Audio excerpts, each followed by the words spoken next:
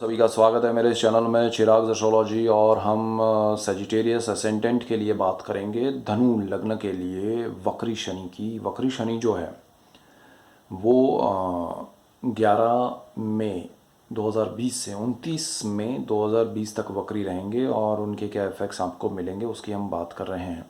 और ये सिर्फ़ और सिर्फ हम लग्न से बात कर रहे हैं, धनु लग्न की बात कर रहे हैं। आपकी कुंडली में सेकंड हाउस जो है, जहाँ पर 10 नंबर लिखा है, वो आपकी कुंडली का सेकंड हाउस है। और वहाँ पर शनि चल रहे हैं अभी, और वो वक्री होकर आपको क्या परिणाम देंगे तो हम उसकी बात करने जा रहे हैं। तो second house is for your family, आपके वाणी का स्थान है, आपका सेविंग्स का स्थान है। और वक्री हो रहे हैं शनि, तो यहाँ पर अपने ही घर में, मकर में अपना ही घर है शनि का, तो कोई टेंशन नहीं है।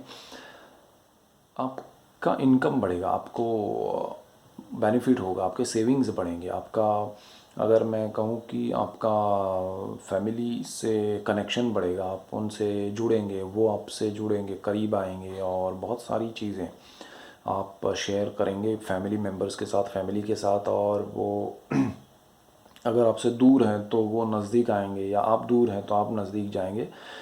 चाहे वो विदेश में हो तो वहाँ से भी एक दूसरे को मिलना पॉसिबल बनेगा। वो बहुत अच्छा योग है वक्री शनि के दौरान। और यहाँ पर शनि क्या है कि वाणी का कारक है, थोड़ा ध्यान देना कि वाणी का स्थान है यहाँ पर शनि जहाँ है और वक्री हो रहे हैं। और ये शनि आपको थोड़ा सच और थोड़ा स्ट्रॉन्ग सच बुलवाएंगे, और वो चीज़ लोगों को कड़वी लगेगी, अच्छी नहीं लगेगी, लेकिन आप बोलिएगा सच। लेकिन जहाँ ज़रूरत नहीं है, मतलब जहाँ आपके सच की ज़रूरत नहीं है, जहाँ आपको बोलने की ज़रूरत नहीं है, वहाँ पर बोलना मत, क्योंकि उसका कोई मतलब नहीं है।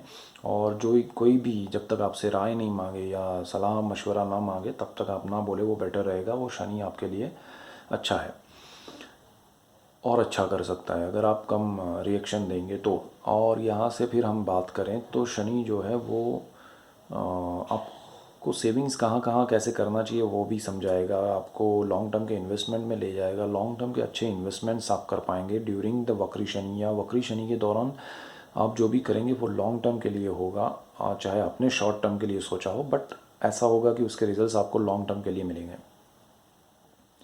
शनि यहाँ से जो तीसरी दृष्टि करता है वो आपके कुंडली के फोर्थ हाउस पे करेगा, जिसका मालिक गुरु है, और वो शनि के साथ नीचभंग राजयोग करके अपने सेकंड हाउस में कारक स्थान में बैठा हुआ है। यहाँ दो चीज़ें हैं, एक तो गुरु का नीचभंग राजयोग हो रहा है, शनि की दृष्टि उस पर है गुरु के स्थान पर, और गुरु के साथ भी है। प्रॉपर्टी में आपको दो चीज़ें हो सकती हैं। जिनकी कुंडली में अच्छा गुरु है या अच्छी स्थिति है उनको बेनिफिट होगा, और अचानक से प्रॉपर्टी मिलेगी, मिल सकती है, ख़रीद सकते हैं। कहीं से आपको आपके हाथ में आ सकती है उस तरह से कि भाई आपके पेरेंट्स की या ग्रैंड पेरेंट्स की या जो भी है। बट एक चीज़ ये भी हो सकती है कि अगर आपका गुरु सही नहीं है तो आपके हाथ से प्रॉपर्टी जा भी सकती है। आपका गुरु का नक्षत्र सही नहीं है तो आपके हाथ से प्रॉपर्टी जा भी सकती है, क्योंकि शनि की दृष्टि यहाँ पर वक्र होने वाली है, और गुरु पर भी वो है और गुरु के स्थान पर भी है। थोड़ा ध्यान रखिएगा, तो प्रॉपर्टी के मैटर में क्लैरिटी रखिएगा, खासकर पेपर्स में, क्योंकि गुरु उस स्थान का मालिक है और वहाँ पर वक्री भी होने वाला है, उसकी हम बात करेंगे। लेकिन कारक स्थान में है गुरु, धन स्थान भी है, सेविंग्स का भी है, वो सेविंग्स चला नहीं जाए। सेविंग्स के नाम पे आपकी प्रॉपर्टी है तो वो जा सकती है। सेविंग्स के नाम पे आपके पैसे हैं तो प्रॉपर्टी में से आपने पैसे कमाए, बिजनेस के लिए डालना चाहा, कुछ हुआ नहीं और यहाँ पर चले गए पैसे, तो वो भी हो सकता है। तो थोड़ा ये ध्यान रखिएगा, आपको प्रॉपर्टी, व्हीकल, लैंड, यानी ज़मीन से जो भी चीज़ें हैं जुड़ी हुई, वो अगर आप करना चाहते हैं, कोई व्हीकल के इन्वेस्टमेंट में आप कहीं कुछ करना चाहते हैं तो मत कीजिएगा, वो आपको लॉस करा सकता है। अगर आपका जन्म का गुरु अच्छा नहीं है तो डेफिनेट लॉस है, अगर आपका जन्म का गुरु अच्छा है तो लॉस कम हो जाएगा या फिर बेनिफिट नहीं होगा, लेकिन बचा रहेगा। तो ये एक ध्यान रखिएगा। सेविंग्स बढ़ेंगे शनि के हिसाब से, लेकिन गुरु के हिसाब से फोर्थ हाउस की मैं बात करूँ तो वो एक तरफ ये है कि शनि कहीं और से सेविंग्स बढ़ाएगा, कहाँ से बढ़ाएगा हम बाद में बात करते हैं, लेकिन जो ये चौथा जो स्थान है वहाँ से जो सेविंग्स है वो आपके जा सकते हैं। तो ये ध्यान रखना है, मेन पॉइंट ये है। शनि की सातवीं जो दृष्टि है वो 8वें स्थान पर है, बिल्कुल सामने, और वो आपके लिए बहुत इम्पोर्टेंट है समझना, क्योंकि यहाँ से आपको बेनिफिट मिल सकता है। देखिए, एक तरफ प्रॉपर्टी जो आप परचेज़ करने जाएंगे उसके डॉक्यूमेंट्स में गलत हो और आपने पैसे दिए और पता चला कि वो प्रॉपर्टी आपके नाम पे नहीं हो सकती है, आपके नाम पे है ही नहीं, वो जिससे ख़रीदी उसके नाम पे भी नहीं है, किसी और के नाम पे, वो फ्रॉड हो सकता है। लेकिन यहाँ पर शनि की 8वीं दृष्टि से आपकी प्रॉपर्टी जो पेरेंट्स की है या ग्रैंड पेरेंट्स की है, जो आपके फोर फादर्स की चीज़ें हैं, वो ज़रूरी नहीं कि प्रॉपर्टी ही हो, बट वो आपके नाम पे आ सकती है, वो आपको मिल सकती है, तो वो एक बेनिफिट है। और वो पैसे के रूप में भी आ सकती है किसी भी, बट वहाँ आपका सेविंग्स बढ़ेगा, वहाँ से आपको बेनिफिट होगा। आपको लॉटरी भी मिल सकती है, अचानक से कोई लॉटरी लग सकती है, आपको अचानक से बेनिफिट हो सकता है, गुप्त धन मिल सकता है। शनि यहाँ पर एक चीज़ और कर सकते हैं, आपको गुप्त विद्याओं के रिलेट करती हुई किताबें हैं या लोग हैं, उनसे मिला सकता है, उन उन जगहों पर आप जा सकते हैं। तो ये सारी चीज़ें आपको बेनिफिशियल हैं और उसमें आपको इन्वॉल्व नहीं होना है, बट आपको उसका नॉलेज मिलेगा, और वो नॉलेज तक अगर आप रहते हैं तो बहुत अच्छा रहेगा। ज़्यादा अगर आपने उसमें इन्वॉल्व होने की कोशिश की तो कुछ मिलेगा नहीं, बट टाइम वेस्ट होगा और आपका माइंड जो है उसमें थोड़ा वाइब्रेट हो जाएगा कि आप सही दिशा से भटक भी सकते हैं, तो ये ध्यान रखिएगा। शनि जो है वो, क्योंकि देखिए गुरु यहाँ पर एक और पॉइंट था, गुरु यहाँ पर लग्नेश भी आपकी कुंडली का मालिक है और वो कारक स्थान में है, वक्री भी होने वाला है, निजभंग राजयोग भी कर रहा है, शनि के कंट्रोल में है, शनि के कंट्रोल में उसका स्थान भी है। सो गुरु यहाँ पर थोड़ा आपको समझने की ज़रूरत है कि लालच, अननोइंगली कोई चीज़ आपको कोई देना चाहता है, आपको लग रहा है कि मैं इसको जानता नहीं, क्यों मुझे बहुत अच्छा बन रहा है, तो वो आपके लिए बेनिफिट नहीं होगा, ध्यान रखिएगा। लालच में आके आप जाए नहीं, वो ध्यान रखिएगा। यहाँ से आगे बढ़े तो शनि, जैसे हमने अष्टम स्थान की बात की, तो आपको गुप्त रोग का भी ये स्थान है, डेफिनेटली आपको उसमें ध्यान देना पड़ेगा। आपको कोई भी ऐसी बीमारी सामने आ सकती है, या ऐसा हो सकता है कि आपको पता नहीं है, ऐसी बीमारी भी हो सकती है। तो वो चीज़ आपके लिए शनि बाहर ला सकता है और उसका बेनिफिट आपको मिल सकता है। उसमें कोई ऐसा नहीं है कि उससे डरना है, बट आपको कोई डॉक्टर या दवाई मिल जाए, शनि आपके अगर रोग पता चलेगा, आपको दुख पता चलेगा, तो दर्द की दवा हो सकती है, तो वो चीज़ होगी, उसमें कोई बुराई नहीं है, टेंशन नहीं है। लेकिन ध्यान रखिएगा, अवॉइड मत कीजिएगा। यहाँ पर एक और चीज़ है, ये आयुष्य का स्थान है, लोग मृत्यु स्थान भी कहते हैं अष्टम स्थान को। शनि की यहाँ दृष्टि है तो वो आयुष्य में बढ़ोतरी करता है, बट यहाँ पर कर्क राशि है चंद्र की पोजीशन क्या है वो भी देखना पड़ेगा।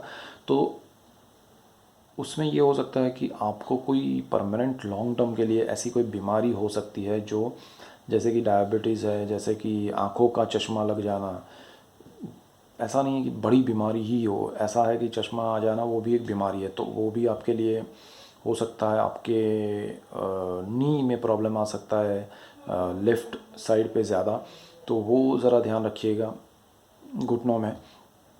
और यहाँ से हम आगे बढ़ते हैं। शनि की जो दृष्टि है वो 10वीं दृष्टि आपके 11वें स्थान में, जहाँ पर 7 नंबर लिखा है वहाँ पर पड़ रही है, और 11वां स्थान लक्ष्मी स्थान है। शनि की यहाँ उच्च दृष्टि है। अगर आपका शुक्र अच्छा रहा, शुक्र की दशा अच्छी रही, शुक्र शनि के कॉम्बिनेशन में कुछ अच्छा रहा, तो यहाँ पर अर्निंग बढ़ेगी, सोर्स ऑफ इनकम बढ़ेंगे, इसीलिए सेविंग्स बढ़ेंगे। जो मैं कह रहा था कि सेविंग्स में दो जगह अच्छी है, एक तो अष्टम स्थान और ये 11th हाउस। शनि यहाँ से कुछ निकाल के आपको देगा। तो एक तरफ गुरु और शनि का कॉम्बिनेशन कहीं ना कहीं कुछ गंवा रहा है, तो यहाँ पर से कुछ मिल रहा है, बट वो गंवाना नहीं है, तो बेनिफिट बढ़ जाएगा, तो वो चीज़ होगी। तो थोड़ा ध्यान रख के चलिए।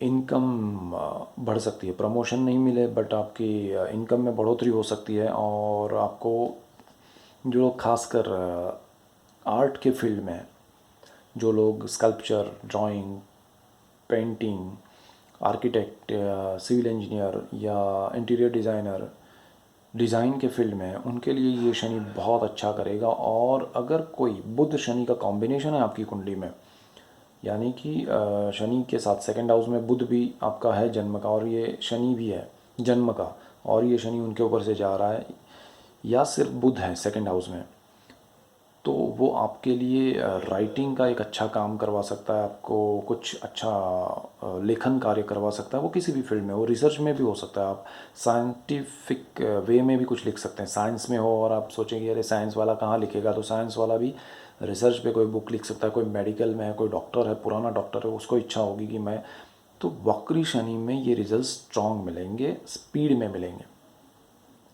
शनि क्या है, नॉर्मल स्पीड उसकी बहुत स्लो है, 2.5 साल में वो राशि परिवर्तन करता है। लेकिन यहाँ पर वो आपको जो, इसीलिए वो उसके रिजल्ट स्लो होते हैं, बट यहाँ पर वो रिजल्ट्स की स्पीड बढ़ जाएगी। शनि की स्पीड नहीं बढ़ने वाली, बट रिजल्ट्स वो जो देगा उसकी स्पीड बढ़ेगी।